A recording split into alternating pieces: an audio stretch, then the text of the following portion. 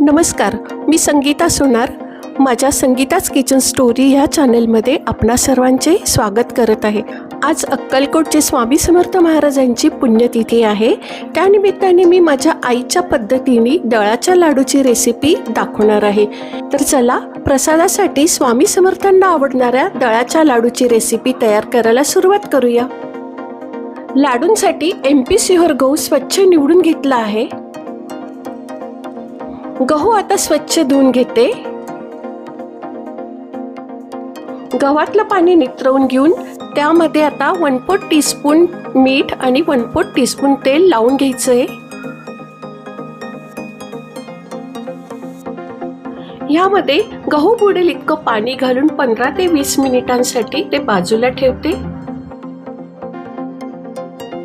बरोबर 20 मिनिटे झालेली आहेत. आता हे पाणी निथळून घ्यायचं आहे.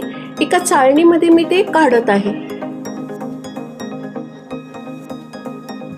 गव्हातलं पाणी पूर्णपणे नितरवून घेतल्यानंतर एका चाळणीमध्ये एक कपडा ठेवते आणि त्याच्यामध्ये हे गहू मी काढून घेते.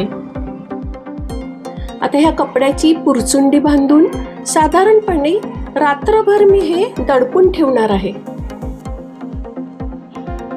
ही पहिली स्टेप आदल्या दिवशी रात्री मी बरोबर 10 वाजता केलेली आहे. आता हे सकाळी 8 वाजता आपण उघडणार आहोत. सकाळ झाली आहे. आता ही पुरचुंडी ओपन करून घेते. छान ओलावले गेले आहेत. या प्रोसेसला गहू ओलावणे असे सुद्धा बोलले जातात. आता हे गहू ह्याच कपड्यामध्ये आपल्याला पसरवून घ्यायचे आहे. पंख्याच्या हवेखाली किंवा सावलीमध्ये हे पसरवू शकतो. इथे गव्हाची क्वांटिटी अर्धा किलो असल्यामुळे गिरणीतून न दळता मी हे मिक्सरमधूनच बारीक करून घेणार आहे. रवा तयार झाला आहे. आता तो चाळणीने चाळून घेते.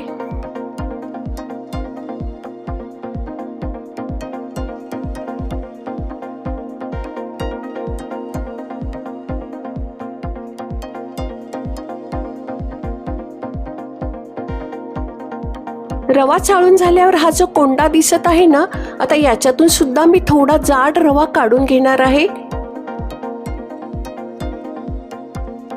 आता हा रवा मी मोजून घेत आहे.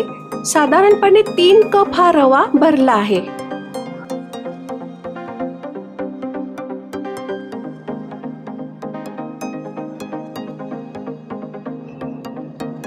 रवा आता बाजूला ठेवते. कोंडा चाळून घेते आणि त्याच्यातून जाड रवा काढते.